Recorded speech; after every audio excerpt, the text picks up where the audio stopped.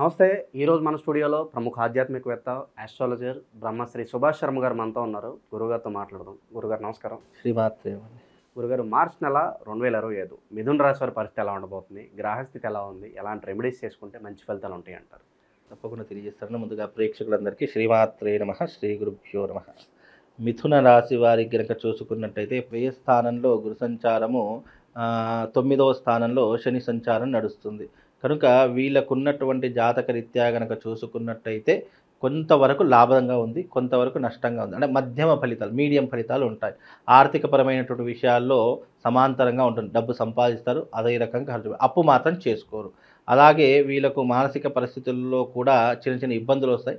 కానీ దాన్ని తట్టుకునేటటువంటి శక్తి సామర్థ్యాలు ఆ భగవంతుడి దయ వల్ల చాలా పుష్కలంగా ఉంటూ ఉంటాయి. ఈ మిథున రాశి వారికి ఇప్పుడున్నటువంటి ఈ మార్చి నెలలో జన్మస్థానంలో కుజ సంచారం నడుస్తుంది. కుజుడి యొక్క కారణం చేత ఏమవుతుంది అని అంటే గనక కోపమావేశం విపరీతంగా వస్తుంది. చేయవలసినటువంటి పనిలో ప్రతి ఒక్క దాంట్లో చిరాకు పడుతూ ఉంటారు. అలాగే రాబోయేటటువంటి ఈ రోజుల్లో కూడా వాళ్లకు కొంతవరకు ప్రశాంతత లోపిస్తూ ఉంటుంది. పెద్దవాళ్ళ యొక్క సలహాలు సూచనలు పాటిస్తూ ఉంటారు. అయినప్పటికీ కూడా కొన్ని ఇబ్బందులు అవాంతరాలు ఎదుర్కొంటూ ఉంటారు. శత్రువులు విపరీతంగా పెరిగిపోతారు. ముఖ్యంగా ఈ మిథున రాశి వారికి ఈ మాసంలో శత్రువుల బెడద, శత్రువుల బాధ విపరీతంగా వస్తుంది. తద్వారా వీళ్లకు ప్రశాంతత కోల్పోతూ ఉంటారు.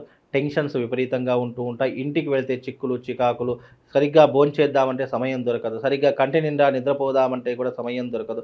ఇలా ఎనలేనటువంటి కష్టాలు పడుతుంటారు. కానీ సాటిస్ఫాక్షన్ ఉండదు. ఆరోగ్య సమస్యలు కూడా ఆరోగ్య సమస్యలు కూడా విపరీతంగా ఉంటూ ఉంటాయి. ఎందుకంటే జన్మ జాతకంలో కుజుడు ఉన్నాడు కాబట్టి ఇప్పుడున్నటువంటి మాసంలో ఈ కుజుడి యొక్క కారణం చేత ఆరోగ్య భంగము, ధనము నష్టపోవడము, అయిన వాళ్ళతో దూరం ఏర్పడము, అలాగే శత్రువులు విపరీతంగా పెరిగిపోయేటటువంటి అవకాశాలు ఈ మిథున రాశి వారికి ఏర్పడుతుంటాయి.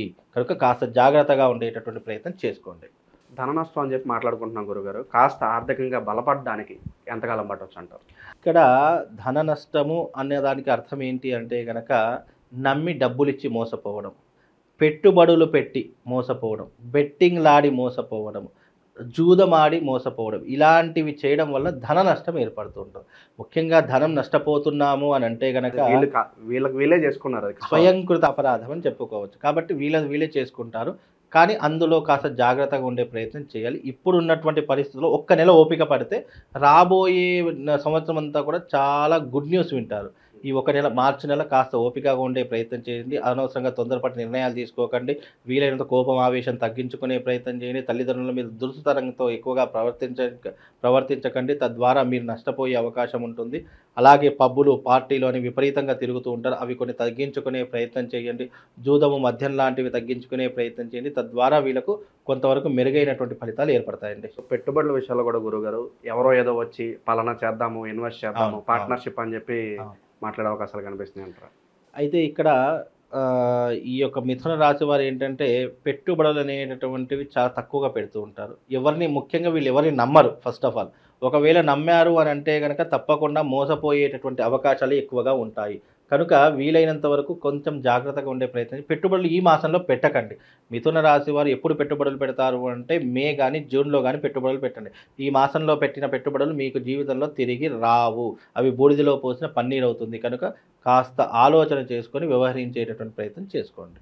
ఇక విద్యార్థుల పరిస్థితి గురుగారు, విదేశాలకు ఎవరైతే వెళ్ళాలనుకుంటున్నారో మంచి రిజల్ట్స్ ఉండబోతున్నాయి? విద్యార్థులకు ఈ మాసంలో కొంతవరకు మెరుగైనటువంటి ఫలితాలని చెప్పుకోవచ్చు. అంత చెప్పుకోదగ్గటువంటి నెగిటివ్ ఇంపాక్ట్స్ అయితే ఏం లేవు. ఉద్యోగస్తులకు ఇంకొక నెల వెయిట్ చేయాల్సి ఉంటుంది. కొంతవరకు ఇప్పుడు ఎంత ప్రయత్నం చేసినా ఉద్యోగ అవకాశాలు దొరకకపోవడం, లేదా ఉన్న ఉద్యోగాలే ఊడిపోవడము, ప్రమోషన్స్ నిలిచిపోవడం, ఇలాంటివి జరుగుతూ ఉంటాయి. కనుక కాస్త జాగ్రత్తగా ఉండే ప్రయత్నం చేసుకోండి. ఈ రియల్ ఎస్టేట్లోను, స్టాక్ మార్కెట్లోను పెట్టుబడులు పెట్టుకోవచ్చు అంటారు? ఇప్పుడున్నటువంటి ప్రస్తుత కాల పరిమితి ప్రకారము పెట్టుబడులకు దూరంగా ఉంటే మంచిది. ఎందుకంటే జన్మజాతకంలో కుజుడు ఉన్నాడు మిథున రాశిలో.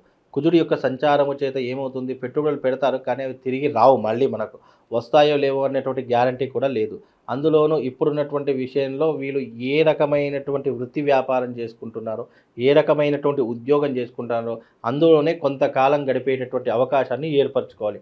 అనవసరంగా తొందరపడి నేను దాంట్లో జంప్ చేస్తాను, దీంట్లో జంప్ చేస్తాను, అనవసరంగా ఉన్నదాన్ని పోగొట్టుకుంటారంటే మాత్రం ఎవరు కూడా ఏం చేయలేరు. ఉన్న దాంట్లోనే ఈ ఒక నెల గడిపేసేయండి. ఉగాది తర్వాత, ఆఫ్టర్ ఏప్రిల్ మే తర్వాత మీకు మెరుగైనటువంటి ఫలితాలు కనిపిస్తాయి. సో ఆ మెరుగైన ఫలితాల్లో ఈ కోర్టు వ్యవహారాలు, భూ కబ్జా గురైన వాళ్ళు, పోలీస్ స్టేషన్ చుట్టూ తిరిగే వాళ్ళు, సో వీళ్ళకి కూడా ఆ టైం తర్వాత ఇప్పుడు ఈ మిథున రాశి వారు ఎవరైతే కోర్టు కేసులు ఇంకొంతకాలం ఎదుర్కోవాల్సిన పరిస్థితులు ఉంటాయి.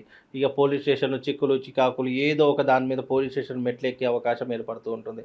అందులో కొంతవరకు జాగ్రత్త, సమన్వయం పాటించాలి.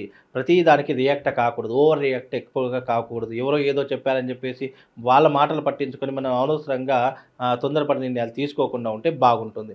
కోర్టు కేసులు అంటారా, కొంత వాళ్ళకు ప్రొలాంగ్ అయ్యే అవకాశం ఉంటుంది.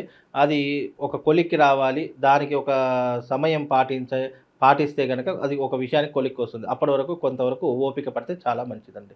గురుగారు, ఇంకా మెరుగైన ఫలితాలు పొందడానికి ఈ రాశి వారికి మంచి రెమెడీస్ ఏదైనా ఉంటే తెలియజేయండి గురుగారు. ముఖ్యంగా మిథున రాశి వారికి మంచి రెమెడీ అంటే కనుక వీళ్ళు శివారాధన చేసుకుంటే కొంతవరకు కలిసి వస్తుంది. ముఖ్యంగా శివశక్తి స్ఫటికలింగం దొరుకుతుంది. ఆ స్ఫటికలింగాన్ని పూజించి మంత్రించి మీ దగ్గర పెట్టుకోండి. తద్వారా వీళ్ళకు శుభం లాభంతో పాటు మంచి అదృష్ట యోగం కూడా కలుగుతుంది. మీకు శివారాధనకు సంబంధించినటువంటి ఒక మంత్రం చెప్తాను. ఆ మంత్రాన్ని ప్రతిరోజు 108 సార్లు పారాయణం చేసుకోండి. ఓం హర శంభో మహాదేవ విశ్వేశ అమరవల్లభ శివశంకర సర్వాత్మన్ నీలకంఠ నమోస్తుతే అనేటటువంటి ఆ దివ్యమైనటువంటి మంత్రాన్ని మీరు చదువుకోండి. తద్వారా మీకు శుభం లాభంతో పాటు అదృష్ట యోగం కూడా కలుగుతుంది. మామూలుగా ద్వాదశ రాశుల వారి యొక్క ఫలితాలు మెరుగ్గా ఉండాలి, ఏ రాశి వారైనా సరే వాళ్ళు జీవితంలో సుఖంగా సంతోషంగా ఉండాలి అనుకుంటే అందరికీ యూనివర్సల్ ఒకటి చెప్తాను.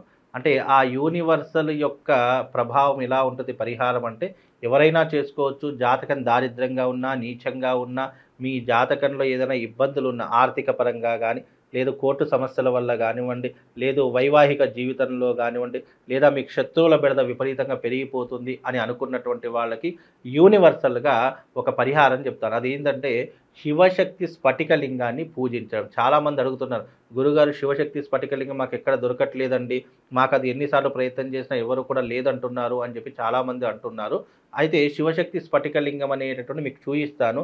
అది తప్పకుండా మీ ఇంట్లో పెట్టుకొని ప్రతిరోజు బ్రహ్మ ముహూర్తంలో లేచి దానికి పూజ చేసుకునే ప్రయత్నం. పూజ అంటే ఏం లేదండి, చెంబుడి నీళ్లు తీసుకోండి, దాంట్లో ఆ నీటిలో ఒక రావి ఆకు, అలాగే ఒక మారేడు పత్రి, అలాగే ఒక తులసి దళం, మన ఈ యొక్క వేపాకు, ఈ 3 కూడా వేసుకునే ప్రయత్నం చేయండి. వేపాకు, మారేడు పత్రి, రావి ఆకు, ఈ 3 వేసుకొని ఆ నీటితో శివుడికి అభిషేకం చేయండి. తద్వారా మీ జీవితంలో ఉన్నటువంటి ద్వాదశ రాశుల యొక్క సకల కష్టాలన్నీ కూడా దూరమైపోతాయి. అది ఎలా ఉంటుంది అనేటటువంటి చాలామందికి తెలియదు. ఇది శివశక్తి స్ఫటికలింగము. పైన శ్రీచక్ర ఆకారంతో ఉన్నటువంటి ఈ శివలింగము ప్రత్యేకంగా తయారు చేయించడం జరుగుతుంది. కనుక మీకు ఎవరికైనా జాతకంలో ఇబ్బందులున్నా, గ్రహస్థితి బాగా లేకపోయినా, గురువుగారు మా జీవితంలో చాలా ఇబ్బందులు ఉన్నాయి, ఆర్థిక పరంగా ఇబ్బందులు పడుతున్నాము అని అనుకున్న ప్రతి ఒక్కరు కూడా ఈ శివలింగాన్ని పూజించరు. కేవలం ద్వాదశ రాశుల వారే కాదు, ఎవరైనా సరే ఈ శివశక్తి లింగాన్ని కనుక పూజిస్తే మీ జీవితంలో ఉన్నటువంటి అరిష్టాలు దూరం అవుతాయి, మీ ఇంట్లో ఉన్నటువంటి నెగిటివ్ ఎనర్జీ దూరం అయిపోతుంది. కనుక ఈ శివశక్తి లింగాన్ని పూజించండి, మీ జన్మ ధన్యమవుతుంది. శ్రీమాత్రే నమః. శ్రీ గురుభ్యో నమః.